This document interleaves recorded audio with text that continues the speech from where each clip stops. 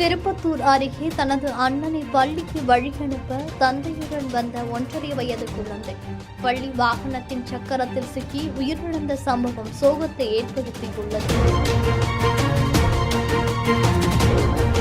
திருப்பத்தூர் மாவட்டம் சின்னமாபுதூர் பகுதியைச் சேர்ந்தவர் ராஜசேகரன். இவருக்கு பிருத்திவி என்ற 3 வயது மகனும் 1.5 வயது புனிதன் என்ற மகனும் இருந்துள்ளனர்.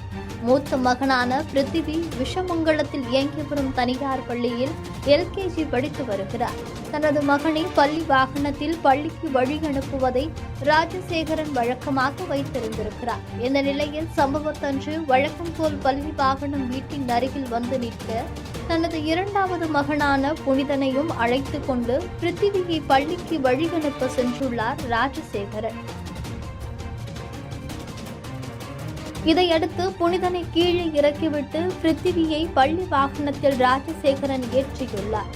வாகனத்தின் வெளியே நின்று கொண்டிருந்த 1.5 வயது குழந்தை புனிதனும் தனது அண்ணனுக்கு கையசைத்து விடை கொடுத்து கொண்டிருக்க பின்னால் நின்றிருந்த குழந்தையை கவனிக்காமல் பேருந்து ஓட்டுநர் வாகனத்தை இயக்கிய நிலையில் பின் சக்கரத்தில் சிக்கி 1.5 வயது குழந்தை புனிதன் சம்பவ இடத்திலேயே பரிதாபமாக உயிரிழந்தார்.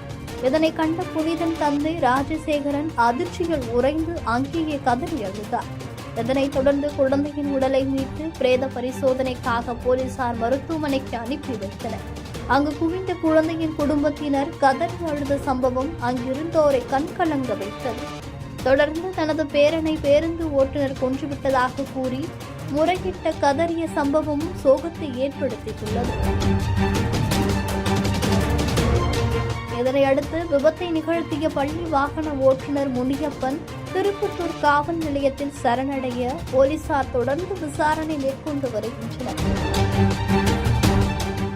பாதகம் செய்பவரை கண்டால் நாம் பயங்கொள்ளலாகாது பாப்பா, மோதி மிதித்து விடு பாப்பா, அவர் முகத்தில் உமிழ்ந்து விடு பாப்பா.